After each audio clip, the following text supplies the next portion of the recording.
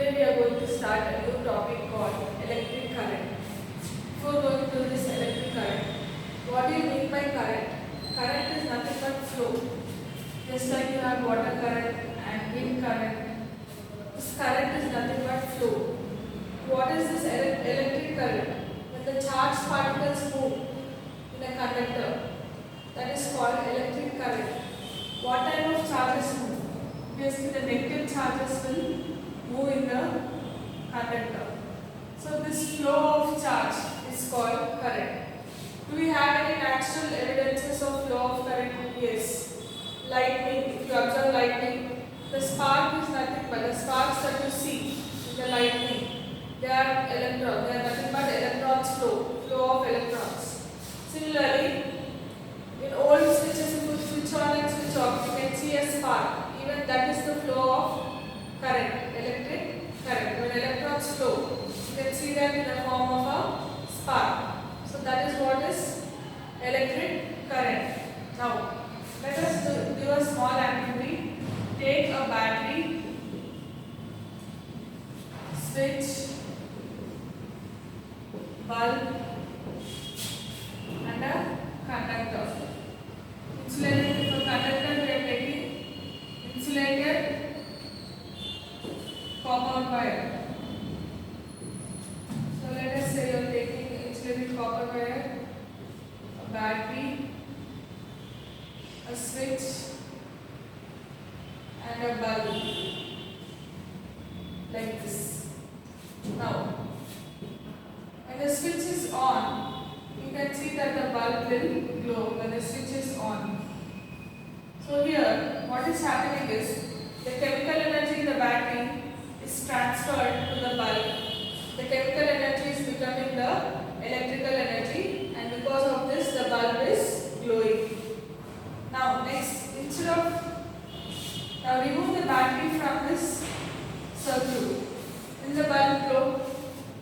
No, the bulb doesn't glow because there is nothing to transfer the chemical energy into electrical energy. There is no energy supply. So here when you remove the battery, the bulb doesn't glow.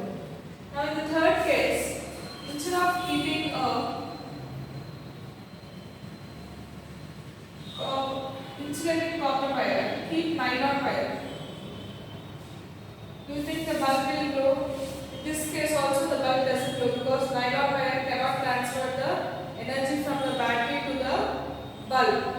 So in the third case also the bulb doesn't glow. Only in the first case the bulb glows. So the two main components needed are the bulb, the battery and the conductor for the flow of current. So these two are the main components of the circuit. Next, what do you mean by a conductor? The material which allows current to pass through it is called a conductor. And what is a non-conductor or an insulator? The material which does not allow the current to pass through it are called non-conductor, or it is also called a insulator. Now, let us see what happens in the case of how the arrangement of electrons are there in the case of a copper. Let us say this is a copper wire or any metal. Here, the nucleus will be fixed in one place. Nucleus of different atoms will be fixed in one place, and electrons will be moving randomly in the space present between the nucleus of two space present in the atom. Okay, the electrons will be moving randomly. If you take any cross section of a wire, the number of electrons that are passing to the left will be equal to the number of electrons passing to the right. So there will not be any net charge that flows through the cross section of a conductor. Now, whenever you connect this to a battery, whenever you connect the conductor to a battery, what happens is all the electrons, they gain a specific direction and the electrons move in that specific direction. So you can have net charge flowing through the cross section of a wire. Now we shall define current. Current is nothing but the amount of charge that is flowing through the cross section of a wire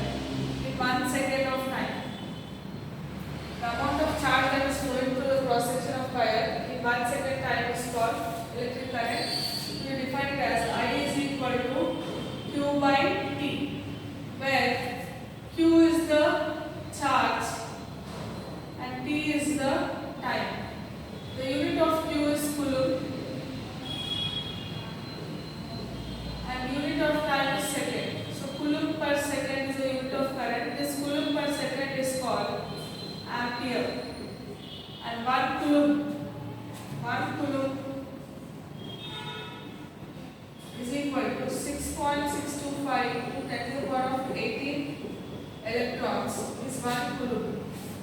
So here current is nothing but it is the amount of charge that passes through the cross section of a wire, cross section of a conductor in 1 second of time. That is called current. The unit of current is the coulomb per second, which is ampere, and 1 coulomb is equal to 6.625 into 10 to the power of 18 electrons. So that is about the definition of the current. So let me repeat this activity. Whenever you have a conductor which is not connected to a battery, the electrons move randomly in different direction in the lattice space that is available. So the net charge flowing through cross section is 0 because number of electrons passing through cross section towards left may be equal to number of electrons passing through the cross section towards right. So there will be no net charge here.